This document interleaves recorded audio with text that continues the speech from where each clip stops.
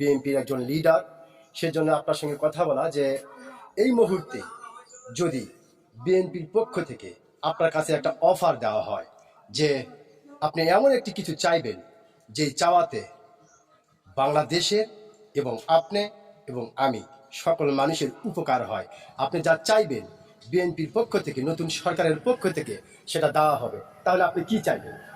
বিসমিল্লাহির রহমানির রহিম। আমরা জাতীয়বাদী দল বিএনপির পক্ষ থেকে আপনাদের অসংখ্য ধন্যবাদ।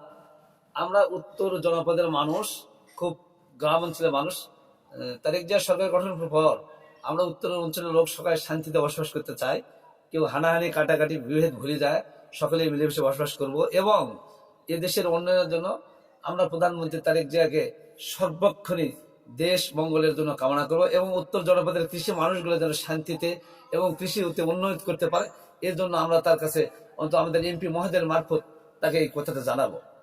অসংখ্য ধন্যবাদ। মানে আপনি কৃষি নিয়ে কথা বললেন, অসংখ্য ধন্যবাদ আপনাকে। অত্যন্ত গুরুত্বপূর্ণ একটি বিষয়ে আপনি কথা বলেছেন।